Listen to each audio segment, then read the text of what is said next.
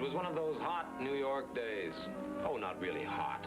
You just drink a glass of water, wait a minute, and it gushes out of your pores like Old Faithful in Yellowstone. May I come on in? Are you Mr. Mike Hammer? Well, if you want to be formal about it, honey, my full name is Mr. Michael Hammer. And you're Miss, Dorothy Webb. I want to ask you how much you charge to catch a murderer. Well, now, that all depends. I've got my $1 specials, 2 murders for the price of 1. And then, of course, they're always cheaper by the dozen. I'm serious. I'm not fooling. Oh, I'm sorry, honey. It was a bad joke. Forgive me. Sit down. Now then, what's wrong? Well, it's about my dad. Perhaps you read about him in the paper. He got killed off the securities building. Oh, yeah. Spiderweb? It says here he fell while washing windows. He was pushed, even though it looks like an accident. He was pushed deliberately. It was just plain murder. All right, honey, now take it easy. Take it easy. Here.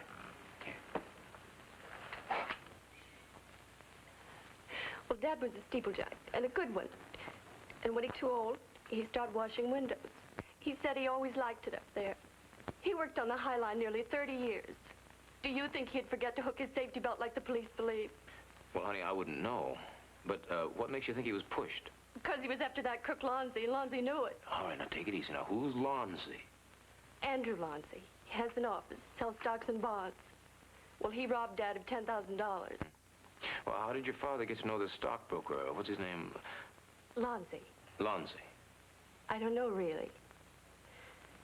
Perhaps you should talk to Mr. Taylor. He was a good friend of Dad's. He might know. What's his name? Mr. Taylor. Mr. Taylor. Mr. Taylor, known in his own neighborhood as Mellow Taylor, was an undertaker. You could understand why he was called Mellow. Dorothy insisted on paying me a day's fee straight out of a sugar bowl, and I headed straight for Mr. Taylor. Yes, Mr. Spiderweb. We grew up together in this neighborhood. He was an old and dear friend of mine. I'm arranging for his services. Who's paying for them? Well, I am. You see, there was no money left for Dorothy. Yes, I know. That's why I'm here. Excuse me. A little softer, please, huh? Getting ready for service. Yes, I understand. Dorothy told me that a fast-talking character named Lonzy has $10,000 belonging to her father. Is that right? Do you know this, Mr. Lonzy? Of course I know Lonzy. He grew up in this neighborhood, too. Went to college, got started in Wall Street. We all trusted him. And we all lost money to him, too. I see. Well, excuse me. Please, these flowers must not be here. There must be a passageway, huh? Well, how come Dorothy's father got taken in if you all knew about him? Oh, but we didn't know all about it then. There were rumors, there were stories. I put in money with Lonzy at the same time Spider did. He had that insurance money, didn't know what to do with it. I had some money to invest, too, and we talked it over, and on Mr. Lonzy's advice, we bought stock. I see. But, boy, you couldn't have been that stupid, forgive me, if you'd already heard rumors. Ah, but we were that stupid. You see, the stock Mr. Lonzy sold us was legitimate. It wasn't listed on the stock exchange. Well, that means that Mr. Lonzy could set any price he wanted to on that stock. Our mistake was in trusting Mr. Lonzy. Yes, I see. Well, do you think that Spider went to Lonzy's office to get him? He was angry. Very angry. But I told him to write it off to experience. I did. And I found out Mr. Lonzy had bad friends, too. I see. So then you think that Lonzy might have killed Spider? No. No, Lonzy was a crook, a thief, but I don't think a killer. Dorothy thinks so. She thinks he killed her father. My boy, when people have a sudden loss, they must blame something or someone. First her brother, then the insurance, now her father. The girl couldn't face it, so she blames Lonzy. Yeah, I guess you're right. Thanks very much for your time. You're welcome. Oh, the way, what time is Mr. Webb's funeral? Oh, the end of the week. There's no hurry. It's in a sealed coffin. Sealed? Why? Mr. Webb fell 20 stories.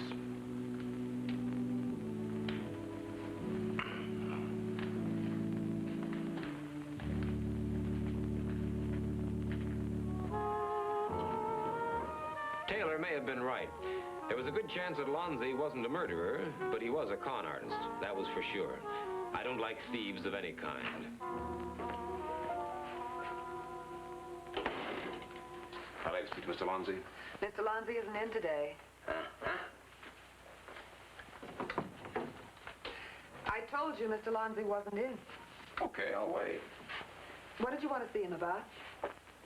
Well, I've got a friend who robbed 2 pennies off a blind man. Mr. Lonzi might like to invest them for him. Hey, who do you think you are, wise guy? You heard what the lady said. The boss won't be in. Why don't you go on home? Hey, Shadow, come here. Maybe you'd like to invest them for him, huh?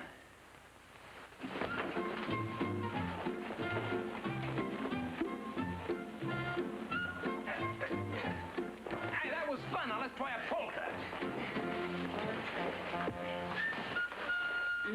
Now, look, Mr. Who is he? Mr. Jutman. Oh, well, who's Mr. Jutman? Well, he's sort of an assistant. An assistant to Lonzi? Boy, oh boy, oh boy, this joint really is jumping with banking talent, isn't it? When will Mr. Lonzi be back? Look, I'm not going to answer any more questions. Who are you? My card. I see you're Joan Barry. I'm Mr. Lonzi's secretary. Oh. And I'll have him get in touch with you. Okay. You know, you're a real good-looking doll now. But you'll be a lot older after a stretch up the river, say at Bedford Reformatory. I don't know what you're talking about. When I get Lonzi, I'll get you too, honey, before or after the fact as an accessory. Now, if you want to help out, be a little cooperative, why, it might help, huh? Call me.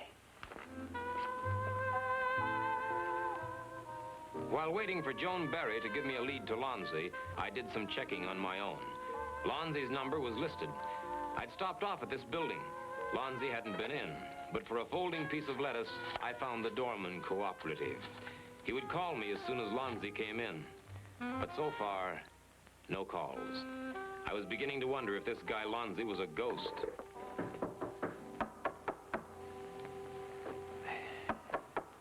Come in, Miss Barry. How did you know who it was? I got lucky. You get lucky often? Yeah, sometimes. I've been thinking about what you were saying. About going to jail. I don't care for the idea. I don't blame you. I wouldn't either.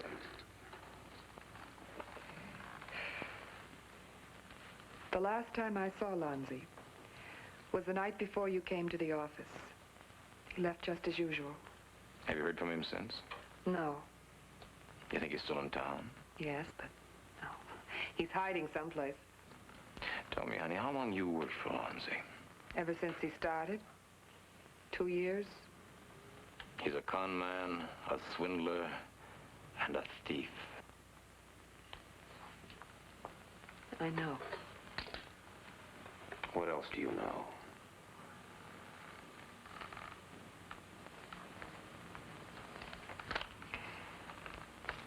That's the combination to the safe in Lonzi's private office. Contains all his records. All right, so I got the combination. You got the key to Lonzi's private office? He keeps it locked when he's out. How am I supposed to get in? Seep through the cracks?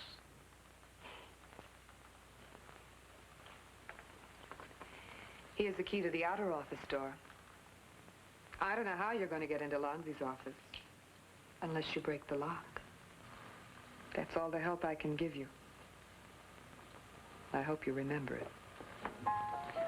Honey, how could I forget it? So long.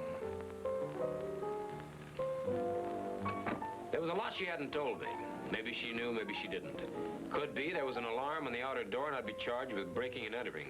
Could be there was an alarm on the private office, too. Or Jutman, the man mountain, could be parked with a Roscoe behind a desk waiting for me to break in. I didn't like it. I didn't like it at all. But I knew in a couple of hours I'd be giving it a try.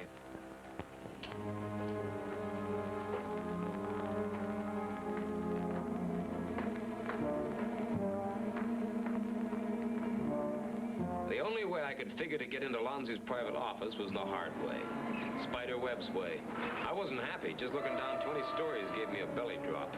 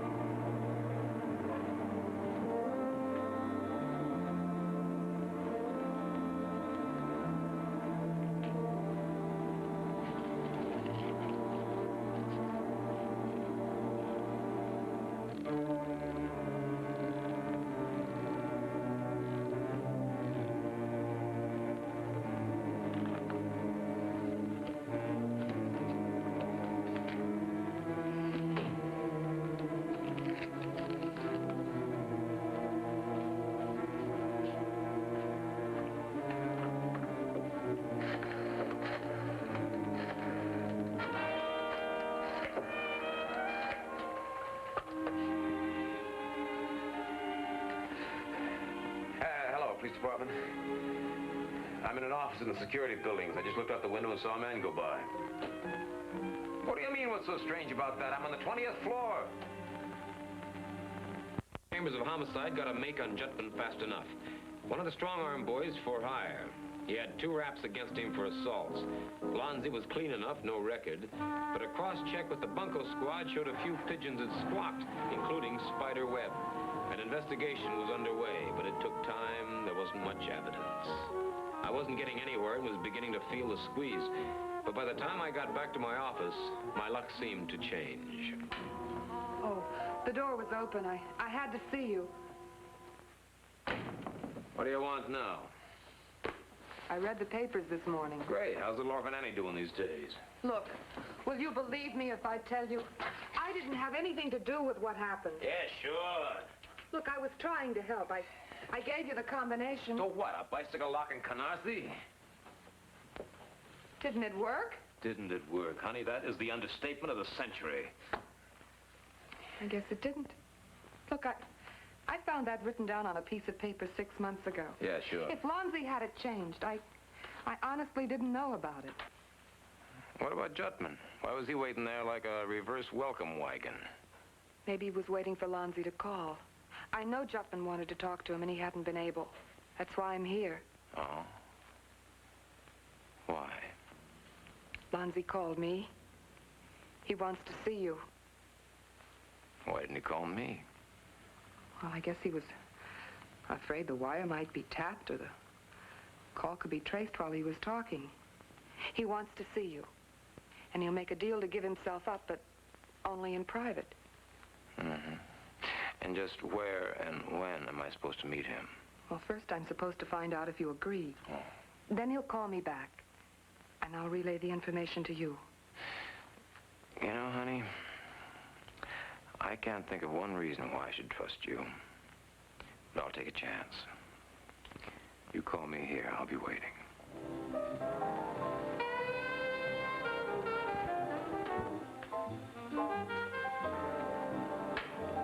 So long. 2 hours went by and no call. Finally, at 4:30, I got some action.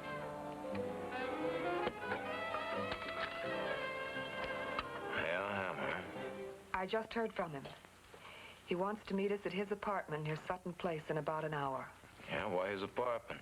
The cops are looking for him. They'll grab him first time around. He says he knows a way in through the terrace. He can get in all right.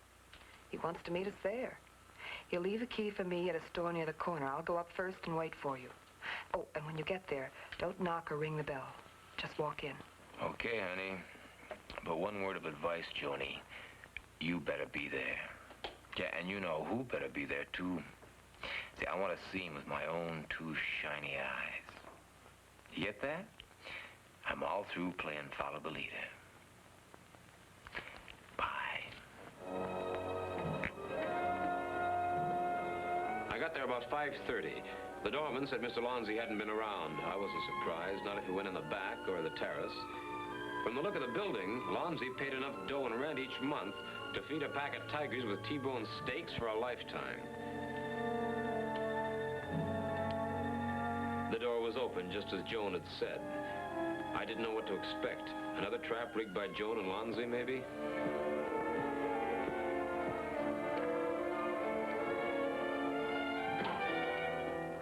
Lonzi's stuff was there, all right.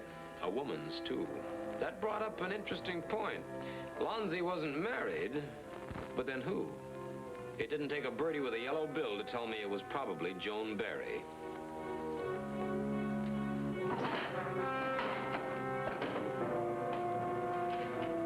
Lonzi had a bank balance of $300.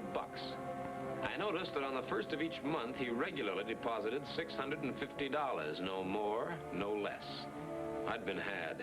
Lonzi and or Joan Barry weren't going to show up. On my way out, another closet caught my eye. It was Joan Barry. She was dead. Someone had placed 2 hands around her neck and squeezed hard.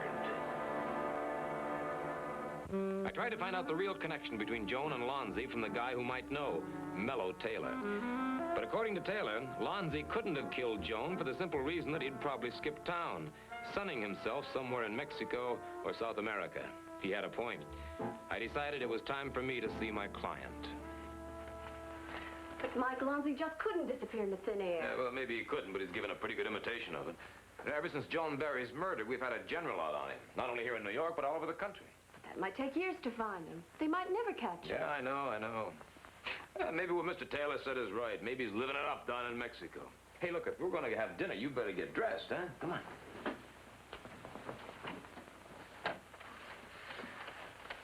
Honey, how long have you known Mr. Taylor? Well, ever since I was a little girl. He was a good friend of Dad's. Good friend of everyone in the neighborhood. He's helping me with Dad's expenses. Mr. Taylor's done that with other people in the neighborhood, too. Mm-hmm. Tell me, have you ever known this Lonzi character personally? Lonzi? Uh-huh. No. I've seen him on the street a few times. When I went to his apartment, I found no furniture, but high rents. Expensive clothes, but no bank balance, and regular small deposits.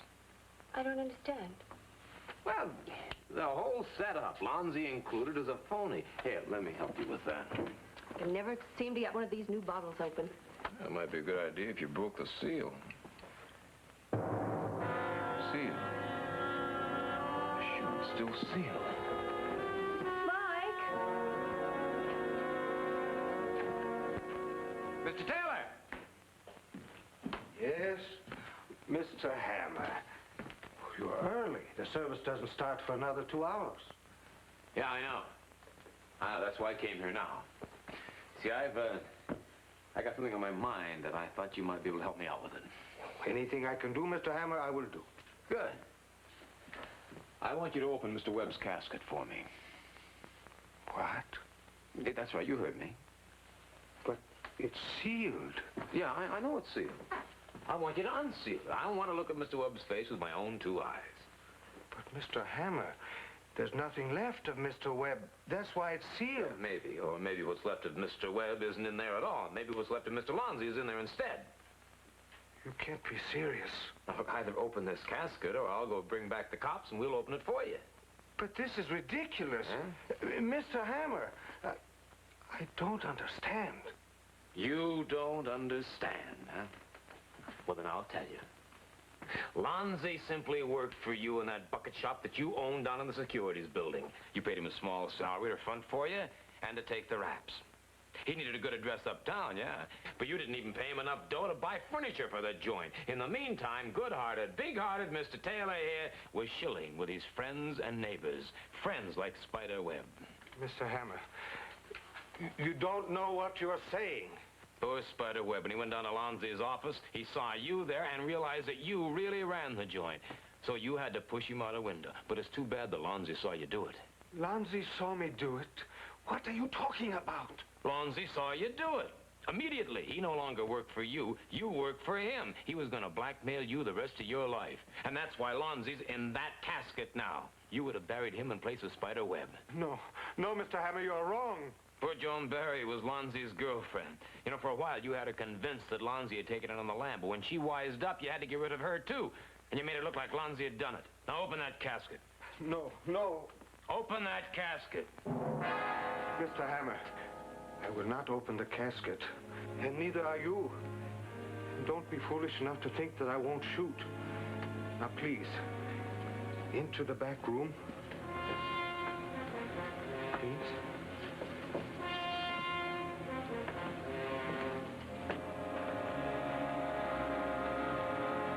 Mr. Hammer, you were right about Lonzi being in that casket.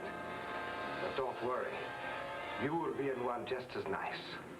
Well, you got a pretty nice selection here. Mind if I pick up my own? I don't trust your taste, Taylor. All right, Mr. Hammer, move.